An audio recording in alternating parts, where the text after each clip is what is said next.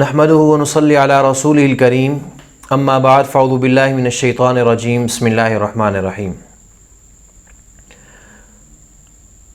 لن ينال الله لحومها ولا دماؤها ولكن يناله التقوى منكم۔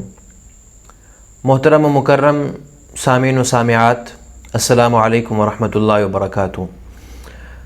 مسائل قربانی کورس میں آج ہمارا چوتھا لیکچر ہے، اور آج ہم پڑھیں گے کہ جانور کی جب خریداری کر لی جائے تو خریداری کے بعد عید کے دن تک اس کو کس طرح سے رکھنا چاہیے۔ کل ہم نے پڑھا تھا کہ جانور آپ خریدنے جائیں تو شریعت ہمیں کن کن چیزوں کا خیال رکھنے کا کہتی ہے۔ تو اب یہ ہے کہ جانور کو جب خرید لیں تو اس کے بعد اس کو عید تک کس طرح سے رکھنا ہے۔ تو آج کے جو لیکچر کے اہم پوائنٹ ہیں وہ ہیں کہ جانور رکھنا کہاں پہ چاہیے، اور اسی طریقے سے کن کن چیزوں سے پرہیز کرنا چاہیے، جانوروں کے حقوق کیا ہیں، اور خریدنے کی مشقت پر ثواب کی امید کیسے رکھنی چاہیے۔ سب سے پہلی اور اہم ترین چیز کہ جانور آپ کہاں رکھیں لا کر۔ اگر تو گھر میں کوئی جگہ ہے تو گھر میں باندھنا سب سے بہتر ہے، لیکن یاد رکھیں کہ گلیوں اور راستوں میں اس طرح سے ٹینٹ لگا کر جانور رکھنا کہ اس سے راستہ بند ہو جائے یا لوگوں کو، آنے جانے والے لوگوں کو پریشانی کا سامنا کرنا پڑے، یہ انتہائی نامناسب بات ہے۔ رسول اللہ صلی اللہ علیہ وسلم نے ارشاد فرمایا، صحیح بخاری اور صحیح مسلم کی روایت ہے، آپ علیہ السلام نے فرمایا راستے کے حقوق میں سے یہ ہے کہ آنے اور جانے والوں کا راستہ بند نہ ہو۔ یہ بڑی اہم ترین، اس کو تو ہم سمجھتے نہیں ہیں نا، ہمارے عموماً کالونیز میں تو ایسا نہیں ہوتا، لیکن گلی محلوں میں نے دیکھا ہے، جو ہمارے چھوٹے چھوٹے محلے ہوتے ہیں ان میں ان چیزوں کا بڑا وہ ہوتا ہے، وہ ایک ٹینٹ لگا لیا جاتا ہے، جگہ کو بند کر دیا جاتا ہے۔ ایسا نہیں کرنا چاہیے۔ اور اسی طریقے سے اگر گھر سے باہر رکھنا ہے تو اس کے لیے ضروری یہ ہے کہ آپ اس کی صفائی ستھرائی کا انتظام، اس کے آس پاس کے ماحول کا انتظام بھی خود رکھیں۔ میونسپل کمیٹی کا انتظار نہ کریں، کسی اٹھانے والے کا انتظار نہ کریں، بلکہ یہ اسی شخص کی ذمہ داری جس کا یہ جانور ہے۔ دوسری چیز یہ ہے، اور یہ پوائنٹ یاد رکھیے گا، بڑا اہم ترین پوائنٹ ہے، نام اور نمائش سے بہت پرہیز کرنی چاہیے۔ آپ صلی اللہ علیہ وسلم نے جانور کے گلے میں گھنٹی ڈالنے سے منع فرمایا ہے۔ رسول دو عالم صلی اللہ علیہ وسلم نے ارشاد فرمایا کہ جن لوگوں کے پاس کتا ہو یا گھنٹی ہو، اللہ کی رحمت کے فرشتے ان گھروں میں نہیں آتے۔ لہٰذا اگر جانور اللہ کی رحمت کا حصول چاہتے ہیں تو یہ گھنٹیاں ڈالنا اور اس کو اس طرح سے سجانا اس جانور کو کہ اس سے جو ہے نام و نمائش اور ریاکاری کا خطرہ ہو، اس طرح نہیں کرنا چاہیے، بالکل نہیں کرنا چاہیے۔ اور اسی طریقے سے اپنے جانور کو دوسرے کے جانوروں سے اعلیٰ ثابت کرنا، یہ بھی نام و نمائش کے زمرے میں آتا ہے۔ بھائی دیکھنا، ہمارا جب بیل آئے گا نا تو پورا محلہ کانپ اٹھے گا، ایسا نہیں کرنا چاہیے۔ اسی طریقے سے بعض لوگ ہوتے ہیں، ان کو بڑا شوق ہوتا ہے جانور کے ساتھ تصویریں کھنچوانا اور پھر اس کو شیئر کرنا، یہ بھی نام و نمائش کے زمرے میں آتا ہے۔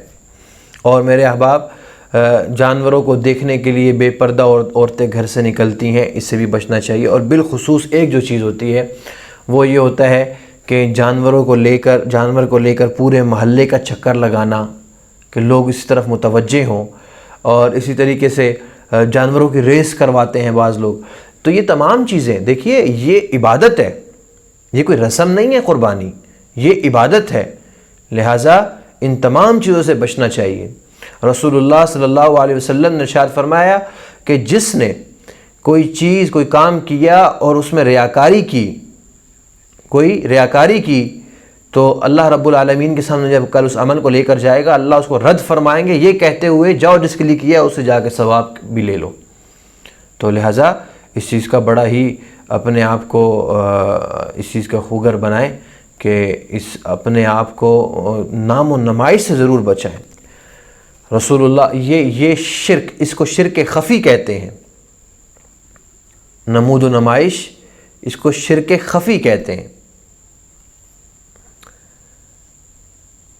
جب آپ کام اللہ کے لیے کر رہے ہیں تو پھر اس میں یہ کیا ہے کہ بھائی یہ جانور اتنے کا لے کر آئے ہیں، اتنے ہزار کا میں لے کے آیا ہوں، اتنے لاکھ کا میں لے کر آیا ہوں، اور اتنا اس میں گوشت ہے.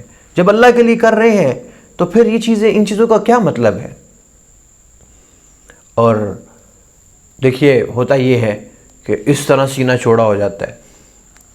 کوئی پوچھے جی کتنے کا جانور ہے، اتنا جی سینہ چوڑا ہو جاتا ہے. اور ایک طرف یہ دیکھیں کہ ہم جانور کی قربانی کر رہے ہیں، اور دوسری طرف آپ وہ منظر بھی دیکھیے کہ جب اپنے سگے بیٹے کو ابراہیم علیہ السلام ذبح کر رہے ہیں، لیکن اس کے بعد کیا ہے؟ ربنا تقبل منا، اے ہمارے رب اس کو قبول فرما. یہ ہے اصل مسلمانی. اسی کو اللہ تعالیٰ یہ فرماتے ہیں لن ینال اللہ لحومها ولا دماؤها، نہ تو جانور کا گوشت اور نہ ہی اس کا جو خون ہے تو وہ اللہ کو پہنچتا ہے. ولیکن ینالہ التقوی منکم، اصل جو دل میں ڈر، اللہ کا خوف اور اللہ تعالیٰ کی محبت اور اللہ کا پیار، یہ چیزیں پہنچتی ہیں، اور نمود و نمائش کر کے ان چیزوں کو تباہ کر دیا جاتا ہے. لہذا اس چیز کا بہت خیال رکھنا چاہیے. ایک رائی کے دانے کے برابر بھی، رائی کے برابر بھی اس میں نمود و نمائش کا شائبہ نہیں ہونا چاہیے. اگر دکھلاوا کہیں آ گیا، سمجھ لیجئے کہ ساری کی ساری قربانی ضائع، سمجھ لیجئے کہ سب کا سب عمل ضائع ہے. اللہ تعالیٰ ہمیں سے محفوظ فرمائے. اس کے بعد یہ ہے، یہ بڑا اہم ترین پوائنٹ ہے کہ دیکھیے جانور خریدا جاتا ہے، اس کو خریدنا بڑا مشکل کام، پھر اس کے بعد منڈی میں جا کر بحث و مباحثہ کرنا، پھر اس سے بھی بڑھ کر آگے یہ ہے کہ جب آپ اس کو گھر میں لے کر آتے ہیں اس کی صفائی ستھرائی کا انتظام رکھنا. لیکن ان تمام چیزوں پر اللہ سے ثواب کی امید رکھنی چاہیے. اس مشقت پر ثواب کی نیت رکھیں. ان تمام چیزوں پر اللہ تعالیٰ کی طرف سے ثواب عطا کیا جاتا ہے. یہ بالکل ایسے ہے جیسے ہم نماز پڑھتے ہیں، لیکن اگر اس سے قبل آپ نماز سے پہلے آپ وضو کرتے ہیں، اللہ اس پہ بھی ثواب عطا فرماتے ہیں. نماز کے لیے جو قدم اٹھا کے آپ آتے ہیں مسجد میں تو اللہ اس پہ بھی ثواب عطا فرماتے ہیں. نماز کے انتظار میں جو بیٹھے رہتے ہیں اللہ اس پہ بھی ثواب عطا فرماتے ہیں. بالکل اسی طریقے سے قربانی کے جانور کے لیے جو مشقت اٹھائی جاتی ہے اللہ اس پر ثواب عطا فرماتے ہیں.